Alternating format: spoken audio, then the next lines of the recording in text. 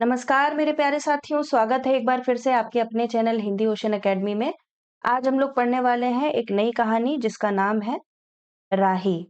ये सुभद्रा कुमारी चौहान जी की देश प्रेम से संबंधित कहानी है। इसको आज हम पढ़ेंगे। इसका प्रकाशन अगर देखा जाए तो 1947 है, ठीक है?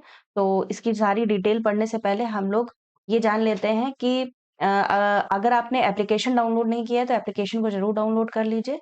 साथ ही साथ ये हमारे कोर्सेज़ कुछ रन हो रहे हैं, इन कोर्सेज़ को आप जाकर के विज़िट कीजिए, आपको बहुत ही ज़्यादा फ़ायदा होने वाला है। जिनको हार्ड कॉपी नोट्स चाहिए वो लोग 7209973250 नंबर पर व्हाट्सएप करके सारी जानकारी प्राप्त कर सकते हैं। ठीक है, तो उससे पहले मैं आपको ये बताना चाहती थी कि इसके जो मुख्य तथ्य हैं, उससे पहले हम पूरी कहानी पढ़ेंगे, जैसा कि हम लोग पढ़ते चले आ रहे हैं। क्योंकि एक-एक कहानी को बहुत ही विस्तार तरीके से पढ़ेंगे, तो प्रश्न का गलत होना बहुत ही ज़्यादा कम हो जाएगा, ठीक है? तो चलिए शुरू करते हैं, आज की है कहानी। तेरा नाम क्या है? राही। तुझे किस अपराध में सज़ा हुई? चोरी की थी सरकार। चोरी? क्या चुराया था? नाज की गठरी, नाज मतलब अनाज की गठरी चुराई थी। कितना अनाज था? होगा 5-6 सेर। और सजा कितने दिन की है? साल भर की। तो तूने चोरी क्यों की? मज़दूरी करती तब भी दिन भर में 3-4 आने पैसे मिल जाते। तो यहाँ पर ये बोलती है अनीता कि तुमने चोरी क्यों की? अगर मज़दूरी करती तो भी तुम्हें 3-4 आने पैसे मिल जाते। हमें मज़दूरी नहीं मिलती सरकार। हमारी जाति मांगरोरी है। कौन-सी जाति की थी वो औरत? मांगरोरी। हम केवल माँगते खाते हैं और भीख ना मिले तो? वो पूछती अनीता, अगर भीख ना मिले तो क्या करोगी? तो फिर चोरी करते हैं। उस दिन घर में खाने को नहीं था, बच्चे भूख से तड़प रहे थे। बाजार में बहुत देर तक माँगा, बोझा ढोने के लिए टोकरा लेकर भी बैठी रही, पर कुछ नहीं मिला। सामने किसी का बच्चा रो रहा था, उसे देखकर मुझे अपने भूखे बच्चे की याद आ गई। वहीं पर किसी की अनाज की गठरी रखी हुई थी, उसे लेकर अभी भागी ही थी कि पुलिस ने पकड़ लिया। अनीता ने एक ठंडी सांस ली। बोली, फिर तूने कहा नहीं कि बच्चे भूखे हैं इसलिए चोरी की? संभव है इस बात से मजिस्ट्रेट कम सजा देता। हम गरीबों की कोई नहीं सुनता सरकार। बच्चे आए थे कचहरी में, मैंने सब कुछ कहा, पर किसी ने नहीं सुना। अब तेरे बच्चे किसके पास हैं? उनका बाप है? अनीता ने पूछा। राही की आंखों में आंसू आ गए। वह बोली, उनका बाप मर गया सरकार। जेल में उसे मारा था और वहीं अस्पताल में वह मर गया। अब बच्चों का कोई नहीं है। तो तेरे बच्चों का बाप भी जेल में ही मरा? वह क्यों जेल आया था? तो वह पूछती है कि तुम्हारा जो पति था, वो जो बच्चों का बाप था, वो जेल में ही मरा। उसने क्या मतलब ऐसा किया था जो वो जेल में मरा? अनीता ने प्रश्न किया। उसे तो बिना कसूर के ही पकड़ लिया था सरकार। राही ने कहा, ताड़ी पीने को गया था। तो यहाँ राही कहती है, ताड़ी को पीने गया था, 2-4 दोस्त उसके साथ थे। मेरे घरवाले का एक वक़्त पुलिस वाले के साथ झगड़ा हो गया था, उसी का उसने बदला लिया। तो यहाँ पर उसके पति का झगड़ा हो गया था पुलिस वाले, तो उसी का उसने एक तरीके से बदला लिया। 109 में उसका चालान करके साल भर की सज़ा दिला दी। तो कित कौन-सी धारा लगी थी? 109 की धारा उस पर लगी थी। वहीं वह मर गया। अनीता ने एक दीर्घ निश्वास के साथ कहा, अच्छा, अपना काम कर। अच्छा जा, अपना काम कर। राही चली गई। अनीता सत्याग्रह करके जेल में आई थी। पहले उसे बी क्लास दिया गया था, फिर उसके घरवालों ने लिखा-पढ़ी करके उसे ए क्लास में दिलवा दिया था। तो जेल भी कई प्रकार की होती है ना, ए क्लास, बी क्लास। तो पहले वो बी क्लास में थी, फिर ए क्लास में चली गई थी। अनीता के सामने आज एक प्रश्न था। वह सोच रही थी, देश की दरिद्रता और इन निरीह गरीबों के कष्टों को दूर करने का कोई उपाय नहीं है। हम सभी परमात्मा के संतान हैं, एक ही देश के निवासी। कम से कम हम सबको खाने-पहनने का समान अधिकार तो है ही। फिर यह क्या बात है कि कुछ लोग तो बहुत आराम से रहते हैं और कुछ लोग पेट के अन्न के लिए चोरी करते हैं। उसके बाद विचारक के अदूरदर्शिता के कारण, यह सरकारी वकील के चातुर्यपूर्ण जिरह के कारण छोटे-छोटे बच्चों की माताएं जेल भेज दी जाती हैं। इम्पोर्टेंट है ये लाइन।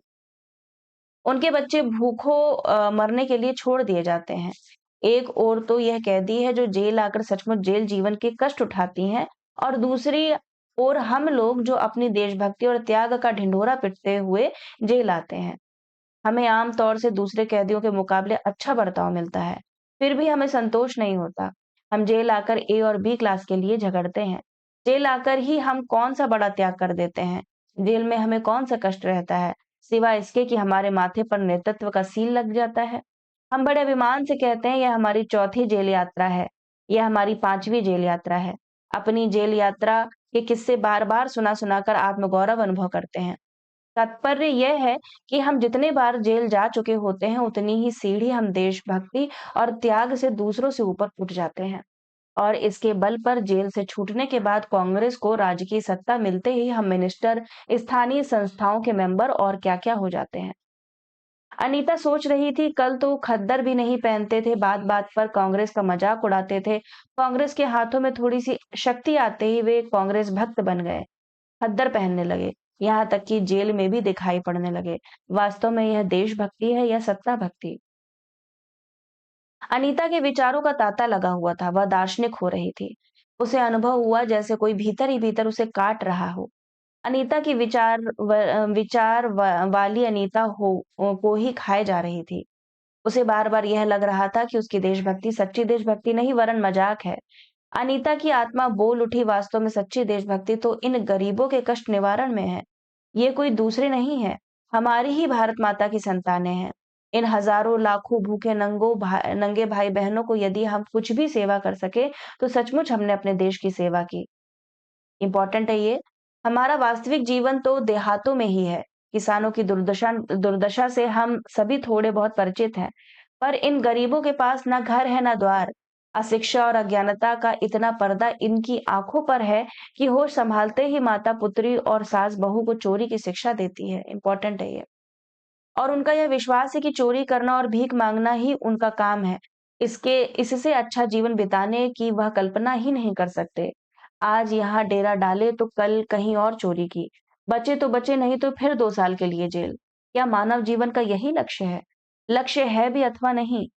यदि नहीं है तो विचारादर्श की उच्च सतह पर टिके हुए हमारे जननायकों और युग पुरुषों की हमें क्या आवश्यकता? इतिहास, धर्म, दर्शन, ज्ञान, विज्ञान का कोई अर्थ नहीं होता, पर जीवन का लक्ष्य अवश्य है। अगला पॉइंट अगला ये भी इम्पोर्टेंट है पैराग्राफ। संसार की मृग मरीचिका में हम लक्ष्य को भूल जाते हैं। सतह के ऊपर तक पहुंच पाने वाली कुछ एक महान आत्माओं को छोड़कर सारा जन समुदाय संसार में अपने को खोया हुआ पाता है। कर्तव्य का उसे ध्यान नहीं, सत्यासत्य की समझ नहीं। अन्यथा मानवीयता से बढ़कर कौन सा मानव धर्म है? इंपॉर्टेंट है। पूछ लिया जाता है ये कोटेशन देकर के किस कहानी से उद्धृत है। पतित मानवता को जीवन दान देने की अपेक्षा भी कोई बेहतर पुण्य है? राही जैसी भोली-भाली किंतु गुमराह आत्माओं के कल्याण की साधना होनी चाहिए। सत्याग्रही की यही प्रथम प्रतिज्ञा क्यों ना हो? देशभक्ति का यही मापदंड क्यों ना बने? अनीता दिन भर इन्हीं विचारों में डूबी रही। शाम को वह इसी प्रकार कुछ सोचते-सोचते सो गई। रात में उसने सपना देखा कि जेल से छूटकर वह इन्हीं मांगरोरी लोगों के गाँव में पहुँच गई है। वहाँ उसने एक छोटा-सा आश्रम खोल दिया है। उसी आश्रम में एक तरफ छोटे-छोटे बच्चे पढ़ते हैं, स्त्रियाँ सूत काटती हैं कातती हैं, दूसरी तरफ मर्द कपड़ा बुनते हैं और रुई धुनते हैं। शाम को रोज़ उन्हें धार्मिक पुस्तकें पढ़ाकर सुनाई जाती हैं और देश में कहाँ क्या हो रहा है, यह सब सरल भाषा में समझाया जाता है। वही भीख माँगने और चोरी करने वाले लोग अब आदर्श ग्रामवासी हो रहे हैं। रहने के लिए उन्होंने छोटे-छोटे अपना घर बना लिए हैं। राही के अनाथ बच्चों को अनीता अपने साथ रखने लगी है। अनीता यही सुख स्वप्न देख रही थी।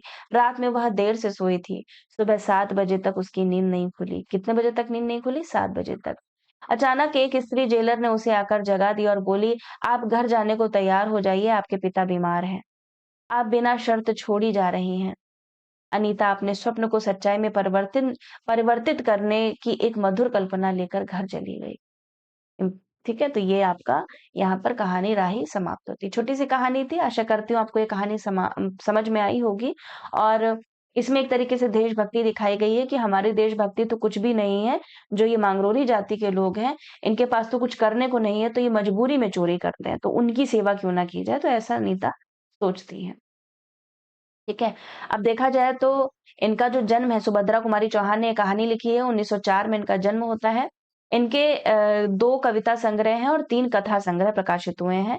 उनकी जो प्रसिद्ध कविता है झांसी की रानी आपने पढ़ी भी होगी कक्षा 5, कक्षा 6 में। राही कहानी का प्रकाशन वर्ष 1947 ईस्वी है।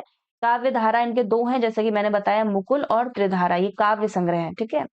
उनकी कहानी संग्रह है बिखरे मोती 1932 में प्रकाशित हुई थी जिसमें 15 कहानियाँ संकलित हैं उन्मादिनी 1934 ईस्वी में, जिसमें 9 कहानियां संकलित हैं। सीधे साधे चित्र 1947 में, जिसमें 14 कहानियां संकलित है। याद रखिएगा, बहुत इंपॉर्टेंट है ये लाइन। और इसी सीधे साधे चित्र 1947 में ही आपकी राही कहानी संकलित है। ठीक है, तो इसका प्रकाशन वर्ष 1947 माना जाता है।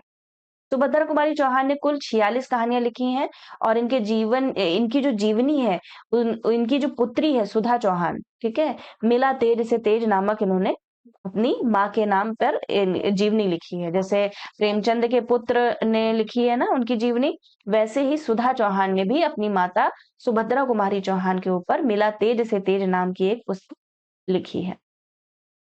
सीधे साधे चित्र सुभद्रा कुमारी चौहान का अंतिम कथा संग्रह, याद रखिएगा। इसमें कुल 14 कहानियां हैं, पिछले हम लोग पढ़ चुके हैं। कौन कौन सी कहानियां हैं, याद रखिएगा। रूपा, कैलाशी नानी, ब्याल्हा, कल्याणी, दो साथी, प्रोफेसर मित्रा, दुराचारी व मंगला। इन कहानियों की कथा वस्तु नारी प्रधान पारिवारिक सामाजिक समस्याएं हैं। इसके अतिरिक्त हींग वाला, ये 8 कहानियां हो गई। ठीक है, इसके बाद इनकी जो इसमें और संकलित है, हींग वाला हो गई, 10वीं राही कहानी जिसको हम लोग आज पढ़े हैं। तांगे वाला 11वीं, गुलाब सिंह 12वीं। कहानियां राष्ट्रीय विषयों पर आधारित है, याद रखिएगा। तो ये राष्ट्रीय विषयों पर आधारित है। ये कहानियां सुभद्रा जी के अनुभव पर आधारित होने के कारण पाठक के चित्त पर एक विशेष प्रभाव डालती हैं। तो ये तो हमारी कितनी 12 कहानियां हुई ना। तो हींग वाला, राही, तांगे वाला एवं गुलाब सिंह, ये 4 कहानियां हैं जो कि राष्ट्रीय प्रेम से हैं, और 2 कहानियां और होंगी। तो हमें जो लगता है कैलाशी और इनानी अलग अलग मैंने काउंट कर लिया, ये एक ही होंगी। ठीक है, तो ये आपकी 13वीं हो गई। और प्रोफेसर दुराचारी व मंगला, इसको मैं एक बार और चेक कर लूंगी, बाकी 14वीं कहानी कौन सी है वो मैं आपको बता दूंगी। ठीक है, स्वाधीनता आंदोलन से संबंधित अनेक प्रसंग इनमें उपस्थित हुए हैं। इस संदर्भ में प्रसिद्ध लेखिका सुधा अरोड़ा का कहना है कि सुभद्रा के जीवन के बारे में जानने के बाद हम उनकी कहानियां पढ़ें तो स्पष्ट हो जाता है कि सुभद्रा जी ने अपनी जेल जीवन, अपने परिवेश, अपने इर्द गिर्द के चरित्रों को ज्यों का त्यों कहानियों में ढाल दिया है। इसलिए उनकी कहानियों में ना बनावट है ना बुनावट। ये कौन कह रहा है? सुधा अरोड़ा का कथन है, याद रखिएगा। यानी सुभद्रा कुमारी चौहान ने किताबी ज्ञान के आधार पर सुनी सुनाई बातों को आश्रय करके कहानियां नहीं लिखी, वरन अपने अनुभवों को उन्होंने कहानियों में रूपांतरित किया है। ये देखिए यहाँ पर ये 14 कहानियां हैं।